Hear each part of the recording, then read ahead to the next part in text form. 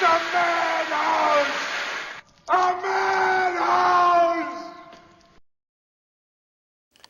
Well, good morning. This pile of parts you might recognize as a Colonial One or Two. I've actually got two in progress.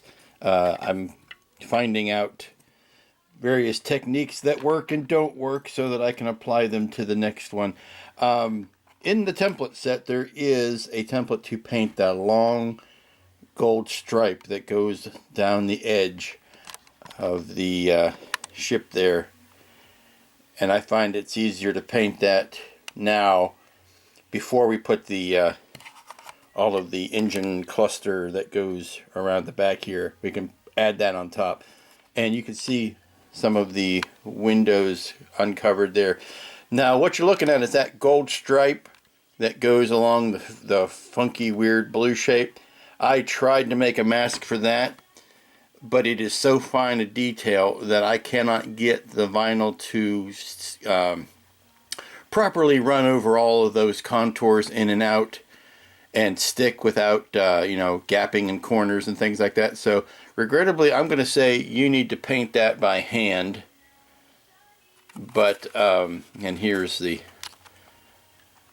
what the hull looks like with all of the windows uncovered. What I want to do now is look at that gold stripe. That gold stripe turned out beautifully. And since it's a long straight stripe with very little interference, it was easy enough to mask.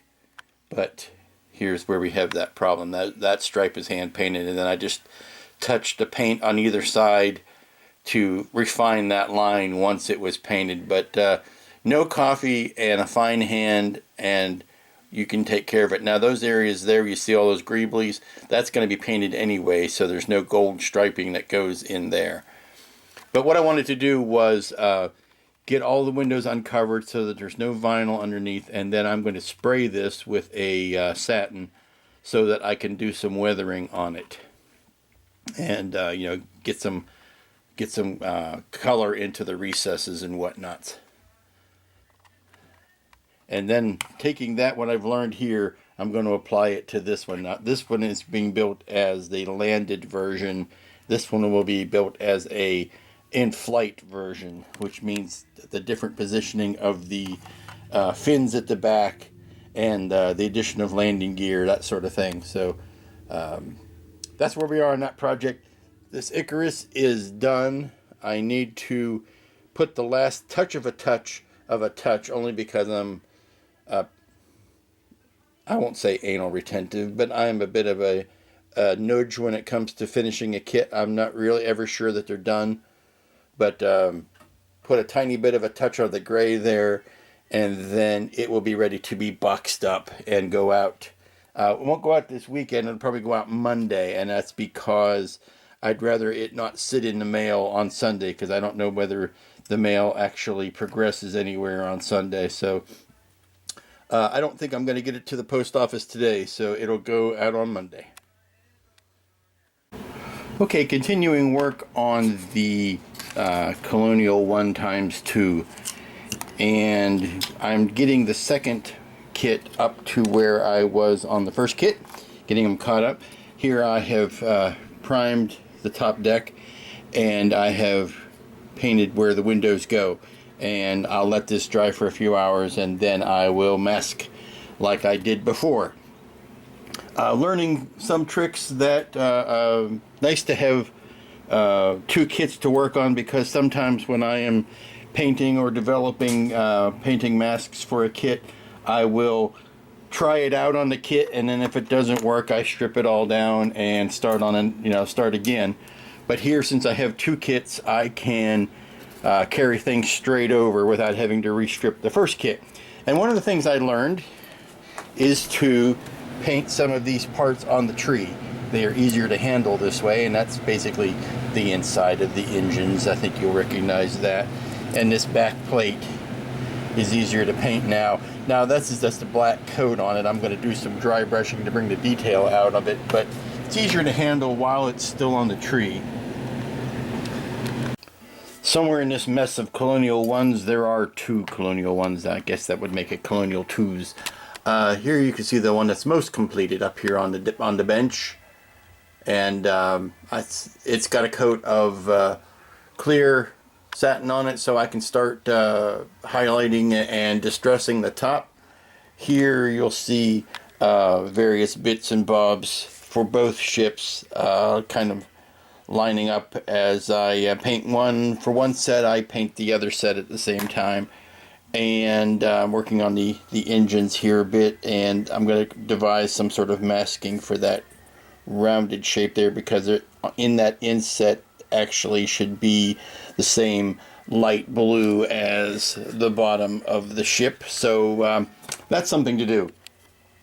But now I'm getting to the point where I'm just spraying and spraying and not getting much results, so it's time for me to let it alone for a few hours and come back to it.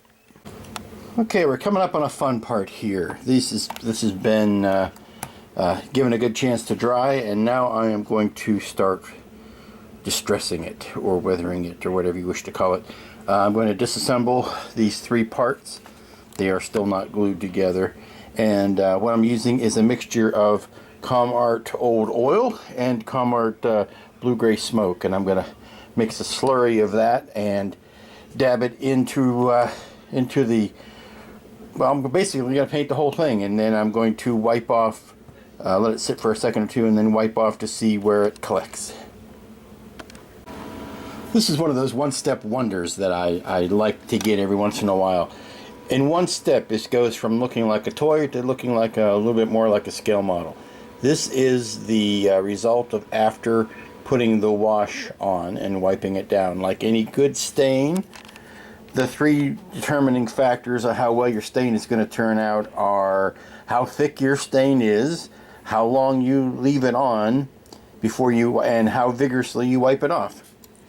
And to give you an example of the difference in finishes, this sail has not been attempted to stain at all yet, whereas this has two light coats on there, and you can really see how the panel lines are sucking up that.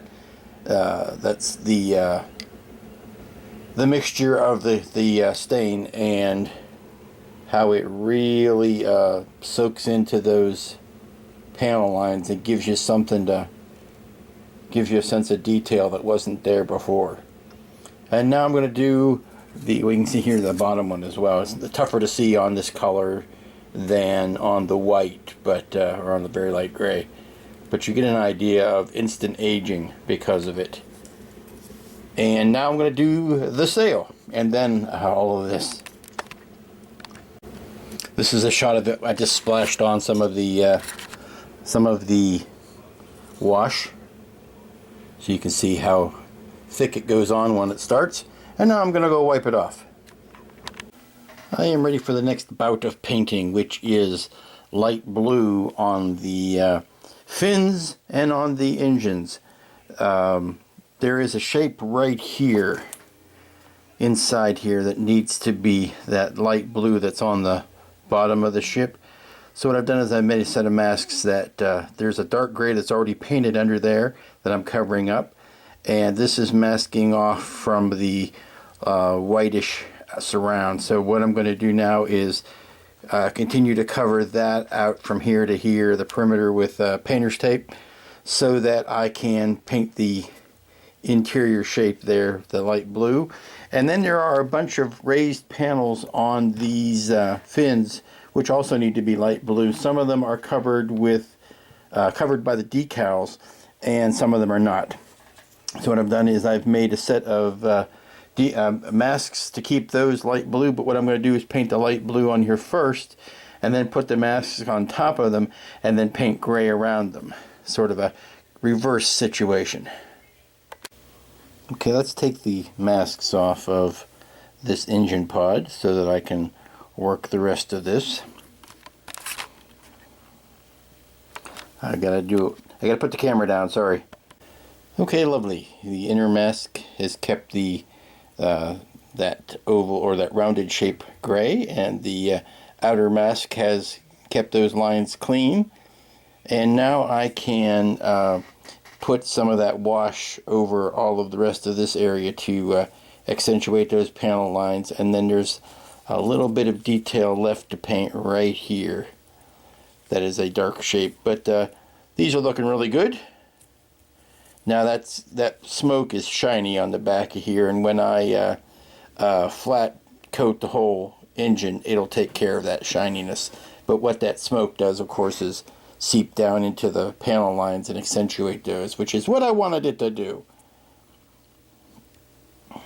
Welcome back. It is Sunday afternoon. Time to get cracking on finishing up what I need to get done this weekend. Done a lot of painting on the Colonial One, done a lot of sub-assembly work, and now it's time to kind of cram it all together and make it look like a ship. The nice thing about this kit is it fits together so well, even without gluing. There's very few pieces that are just hanging there. They interlock quite nicely. This has been a hallmark of the Mobius kits. They have always done this, where they fit together so well that sometimes you don't need glue, but you know, you got to use glue. So I'm going to put together the one Colonial One that I've got along the farthest. I'm going to take the second Colonial One and put the templates on the windows and get a coat of gray on that. And then thirdly, I'm going to finish the Icarus. It is outside of needing a couple tiny touches. It's ready to pack up. So I'm going to take care of those tiny touches today so that I can pack it up and send it away. And then I will be able to concentrate on the Colonial One that is not so far along. So let's get back to it. And here we can see the Colonial One in question. This is the landed version, so it has the landing gear on it, obviously, and it's got the fins retracted. Now, I've painted up both sets of fins for both ships since they, it's a good assembly line process. They all get the same treatments. But what I need to do is crack this puppy apart and start gluing the pieces. Friends, let me tell you about the most troublesome thing. The most troublesome parts of this entire kit, they are these two clear window pieces. I don't know about you, but for me, this is the type of stuff that is carpet bait. They are so small, they are kind of delicate to handle, and they are practically begging to jump off of the table and land on the floor, never to be seen again. So I've kept them out. I've kept them separate, segregated, away, shunned. I've kept them in a box, in a dark closet in the bottom of a well, just so I would not lose them and I could have them for when I needed them. And it's time to put them in place. Now, you could try painting these. You could try painting these outside of, just holding them in a tiny brush. I have found that the best way to handle these is to install them and paint them in place, because then you have all of the surrounding plastic to act as a holding place and a handle from which to work. So I'm going to deal with these very delicately. You take some white or some of the clear canopy glue and glue them in place on the sail and set them aside while I work on the rest. But I wanted photographic proof that I did have these parts just in case they decide to leap off into the ether. Huzzahs and handsprings. The two window parts are in, and they did not jump ship, no pun intended. They are in. Got the canopy glue gluing, and you'll notice it's a bit milky. That will dry clear, and I will set this aside so that I can work on the rest of it. I will probably be adding this part to the mix later on. Since this is the last time I'll be able to get to a lot of the area inside here before we close all this up and put all these long fins in place, I took the chance to do some last minute black paint scoring in there, carbon scoring, making it look like those engines had blasted some of the paint or some of the scoring on the inside of these pedals.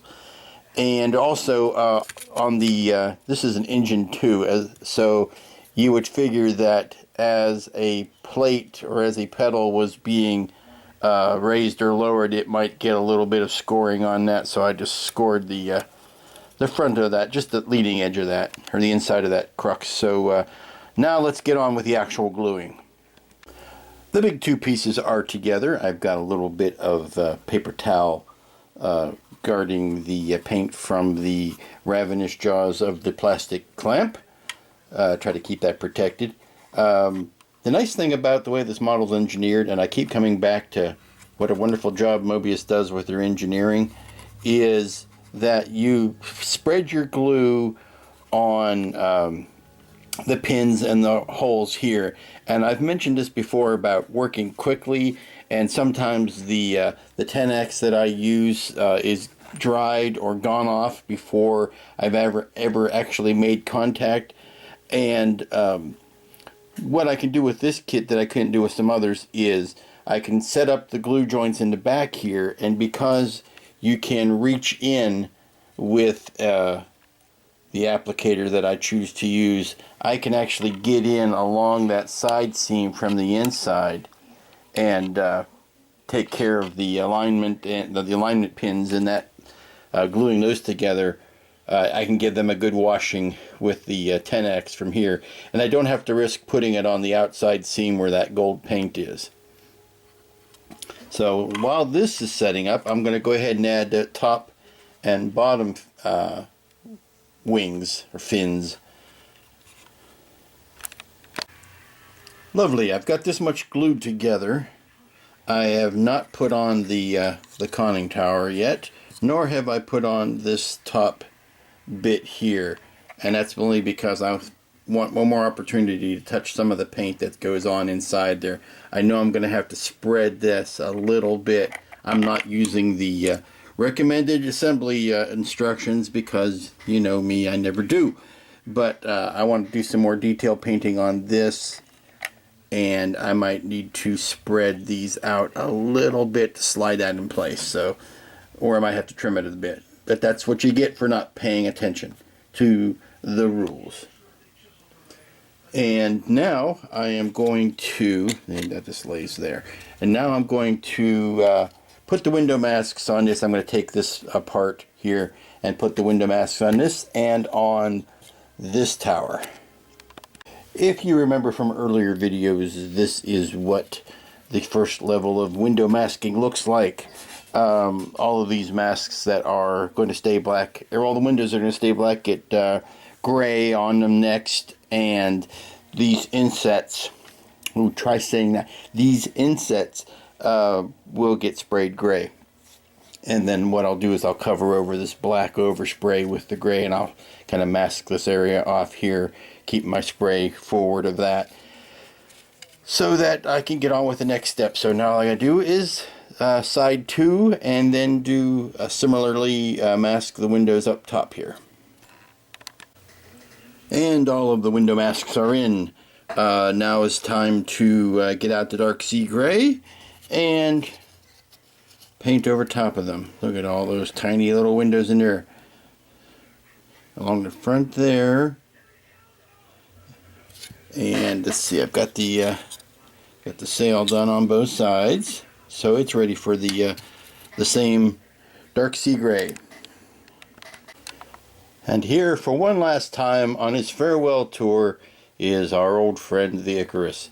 I have a spot of gray that I need to touch up there. I did a last minute bit of bondoing over a wrinkle that I didn't quite like, so that that put off the finishing and the subsequent mailing until I could get that taken care of. But I've scrubbed my grubby paws to get the residue of the gray paints that I have been using off, because I don't want to contaminate it. But I am going to touch this last minute bit up and see if I can get it right. Whether you can see inside there or not, it's looking pretty good. There you go. No lights in there because there are no lights in there. But those are the magnets on the back, you see. But last minute touches, and then a good long drying, and then it'll be ready to mail. But let's hit that last bit of gray. Well, as they used to say, stick a fork in it, it's done. Tiny bit of gray. I regrayed that back. Then I went back and retouched the engine bells here that got some silver. I resilvered those. But let's take a tour. Come inside, won't you? Back wall is kept on with some magnets.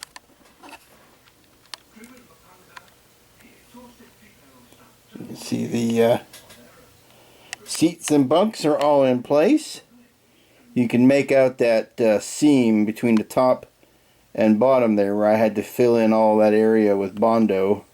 Or actually I did it with epoxy sculpt. And there are the bunks.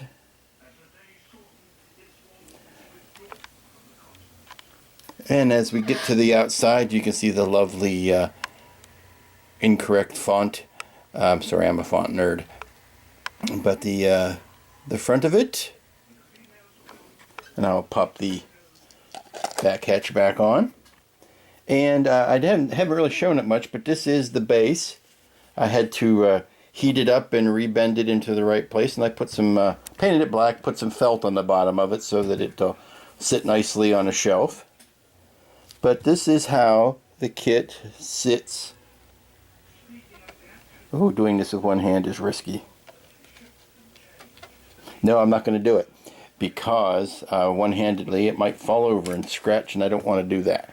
So, I think what I'll do is take this out to the other room and put it on a background so that I can take some pictures of it. But it is ready to mail to Mr. Nestor, and I certainly hope he enjoys it as much as I quasi enjoyed making it. Like I said, it was a bit of a struggle to reconcile the kit parts into something that looked like the Icarus should, but nevertheless, it's a done thing. Okay, here is the Icarus out sitting on the dining room table, or the display room table, and get a few good last beauty looks at it. Now it does not sit exactly right on that stand, so I might take a file to the stand a little bit to level that out, but try to hit all of the pretty angles. Now this was, as requested by the client, not weathered. It was to be presented as showroom quality, and that's what I did.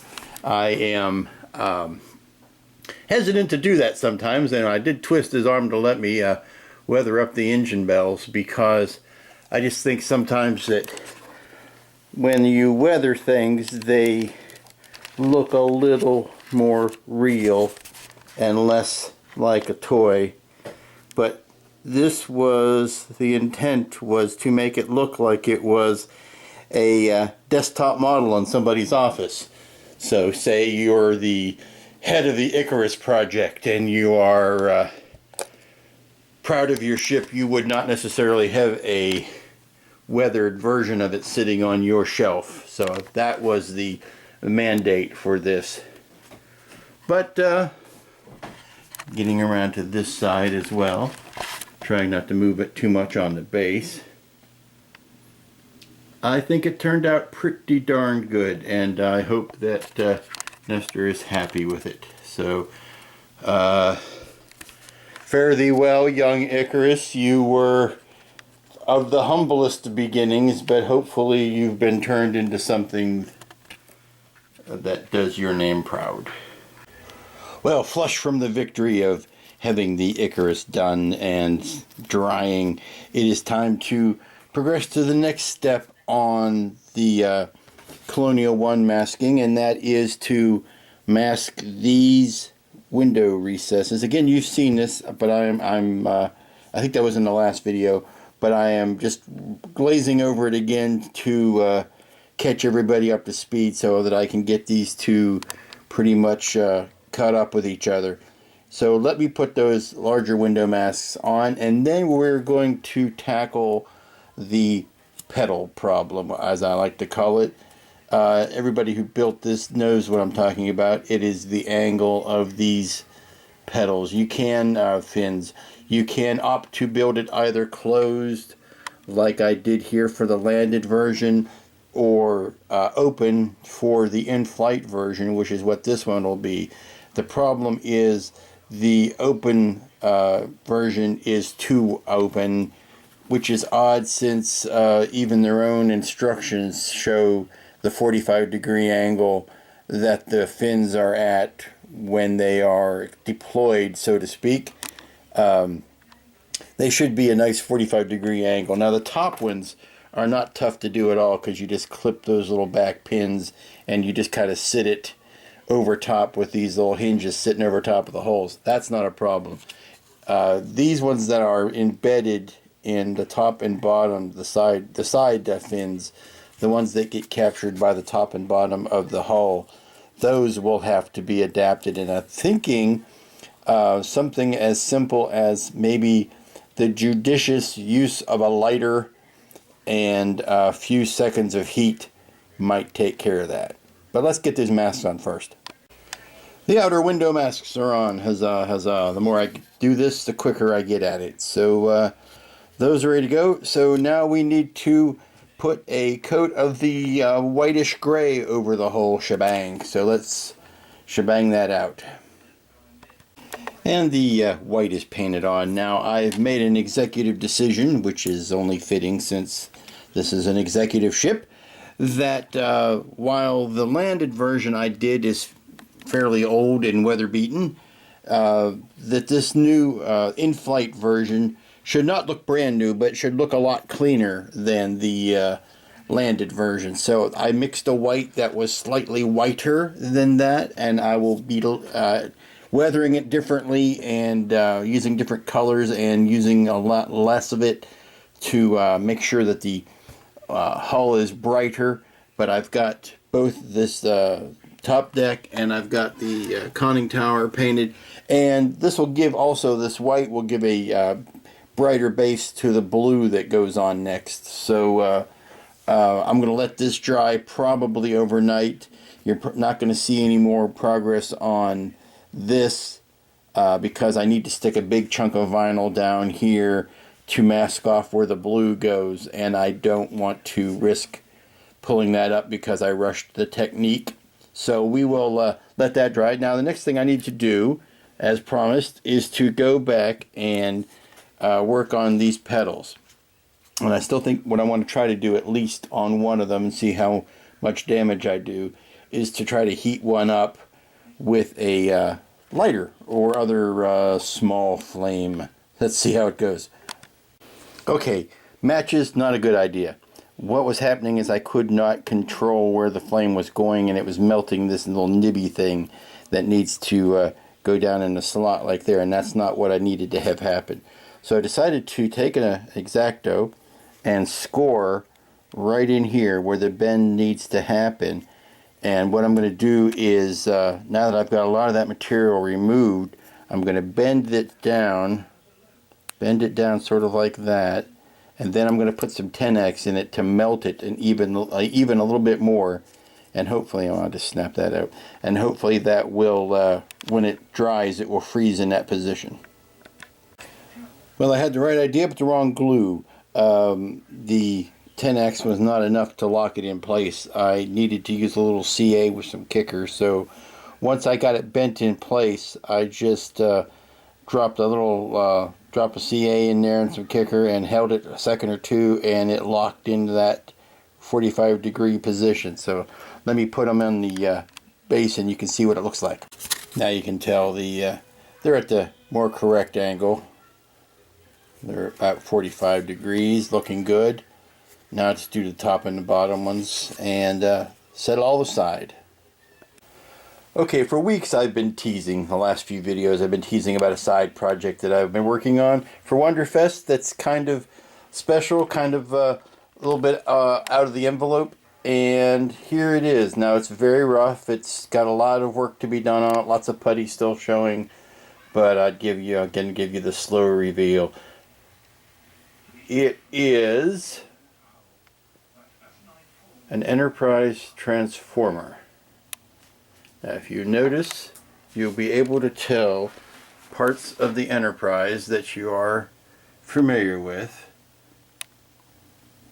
but I've given it the transformer treatment. I've taken an old Robotech kit and cannibalized some parts off of that for the feet and the hands and the head. But this is a Revell Enterprise that's been chopped and molded and puttied and bondoed. So I got the idea, many years ago. This is actually the second one of these I've built. But the last time I built it, it was with an 18-inch Enterprise, and it was the 80s, and I wasn't any good.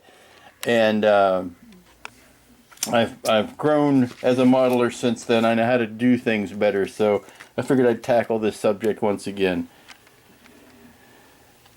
But I am using the slightly, what I call cartoony colors of the Enterprise as it sits in, or as it is being repaired in the Smithsonian, as my color base. That's why you'll see it's a bit of a minty green. It's not the gray ship that we're all used to seeing. It kind of takes on that green look that that the kit has in its current state. And I'm using that to kind of cartoonize the colors to make this a Generation 1 transformer, not the abomination of movies that overly complicate everything. But I hope you get a kick out of it. It's not done. I've got another month to work on it to get it to Wonderfest in time. I've been working on it in and around other projects, so I finally have enough pieces together where it'll stand on its own. And so I thought I would give you a peek. Now that canopy is taped over, and it's got a cockpit inside for a pilot, so it's more like a headmaster's transformer than it is an actual transformer. And I'll once I finish up the regular parts, I'll put decals on the parts of the ship that deserve them, like the numbers and whatnot on the front of the saucer. But I thought you might like to get a kick out of it. So now the Energon cat is out of the bag. And with that, we bring the close to another weekend of modeling here at Aztec Dummy. I'm in the enviable position of actually being done with what I can do and still have some day left over, which is rare on a Sunday afternoon, and it's raining outside, so no yard work, darn the luck. So I guess I'll go put in a movie or something. I'm at the point now on both of the Colonial Ones, the Colonial One and the Colonial Two, that I don't really want to do anything more on them today because the paint needs to dry, and the windows in this still need to dry in a little bit more, and it's outside of some detail painting, it'll be done. There are some decals I'm going to use, but I'm going to wait and decal them both when I have them both to that same point, so that I have got the same tools out, and I've just save some time by doing both of them at the same time. But the Icarus, done, check mark, done, and it will get boxed up. I'm going to let it dry for a day or so, get it boxed up, and gets sent up north.